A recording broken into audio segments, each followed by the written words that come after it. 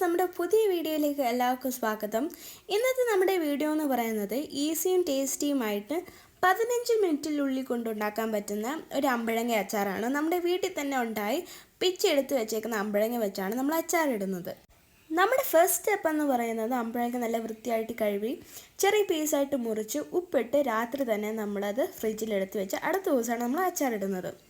അപ്പോൾ നമ്മുടെ ഇൻഗ്രീഡിയൻസ് എന്തൊക്കെയാണെന്ന് വെച്ചാൽ ഇഞ്ചി, വെളുത്തുള്ളി, പച്ചമുളക്, കറിവേപ്പിലയാണ്, 1 ടീസ്പൂൺ മഞ്ഞൾപ്പൊടി, അതോടൊപ്പം തന്നെ 4 ടേബിൾ സ്പൂൺ കാശ്മീരി ചില്ലി പൗഡറാണ് നമ്മൾ എടുക്കുന്നത്. അതോടൊപ്പം തന്നെ 1 ടേബിൾ സ്പൂൺ സാധാരണ എരിവുള്ള മുളക് പൊടിയാണ് നമ്മളിവിടെ യൂസ് ചെയ്യുന്നത്. ഇനി നമുക്ക് വേണ്ടത് 1/2 ടേബിൾ സ്പൂൺ ഉലുവാപ്പൊടിയും അതോടൊപ്പം തന്നെ 1/2 ടീസ്പൂൺ ഉലുവാപ്പൊടിയുമാണ്. നമ്മൾ ഇന്ന് അച്ചാർ ഇടുന്നത് ചീനിച്ചട്ടിയിലാണ്. അതിലേക്ക് ആവശ്യത്തിനുള്ള സൺഫ്ലവർ ഓയിൽ ഒഴിച്ചു കൊടുക്കാം. എണ്ണ ചൂടായി വരുമ്പോഴത്തേക്കും അതിൽ 2 ടേബിൾ സ്പൂൺ കടുക് ഇട്ട് കൊടുക്കാം. കടുക് ചൂടായി പൊട്ടിത്തുടങ്ങുമ്പോഴത്തേക്കും നമുക്കതിലേക്ക് ഇഞ്ചി ഇട്ട് കൊടുക്കാം. ഇഞ്ചിയും വെളുത്തുള്ളിയും നിങ്ങളുടെ ആവശ്യമനുസരിച്ച് നിങ്ങൾക്ക് ഇട്ട് കൊടുക്കാം. അമ്പഴങ്ങൻ്റെ ക്വാണ്ടിറ്റി അനുസരിച്ചിരിക്കും നമ്മളുടെ ഇഞ്ചിൻ്റെയും വെളുത്തുള്ളിൻ്റെയും ക്വാണ്ടിറ്റി. ഇഞ്ചി വരണ്ട ശേഷം നമുക്കതിലേക്ക് വെളുത്തുള്ളി ഇട്ട് കൊടുക്കാം.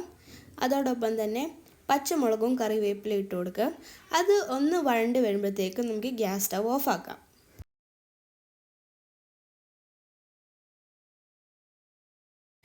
ഗ്യാസ് ഓഫ് ആക്കിയതിന് ശേഷം നമുക്ക് മിക്സ് ചെയ്ത് വെച്ച എല്ലാ പൊടികളും അതിൻ്റെ അകത്തോട്ട് ഇട്ട് കൊടുക്കാം.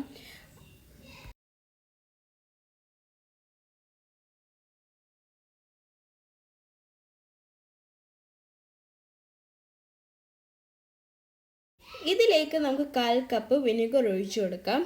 അതിനുശേഷം നമ്മൾ ഗ്യാസ് സ്റ്റവ് ഓണാക്കി ഇതേപോലെ ബബിൾസ് ഫോം ചെയ്യണം. അതിന് ശേഷമാണ് നമ്മൾ അമ്പഴങ്ങ ഇതിലോട്ട് ഇട്ട് കൊടുക്കുന്നത്.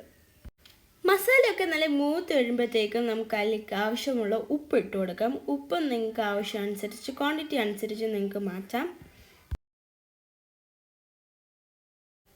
മസാലയൊക്കെ മൂത്തുന്നത് ഇതേപോലെ ബബിൾസ് ഫോം ചെയ്യാൻ തുടങ്ങും. അപ്പോഴത്തേക്കും നമുക്ക് നമ്മുടെ അമ്പഴങ്ങ അതിനകത്ത് ഇട്ട് കൊടുക്കാം. അപ്പോൾ നന്നായിട്ട് മിക്സ് ചെയ്ത് കഴിയുമ്പോഴത്തേക്കും നമ്മളുടെ ടേസ്റ്റി ആയിട്ടുള്ള അമ്പഴങ്ങ അച്ചാർ വിത്തിൻ 15 മിനിറ്റ്സ് കൊണ്ട് റെഡി ആയിട്ടുണ്ട്.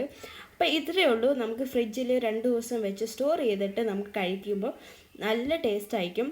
അപ്പോൾ നിങ്ങൾക്ക് ഈ വീഡിയോ ഇഷ്ടപ്പെട്ടാൽ ലൈക്ക് ചെയ്യുക, ഷെയർ ചെയ്യുക, സബ്സ്ക്രൈബ് ചെയ്യുക. അപ്പോൾ അതുവരെ ബൈ.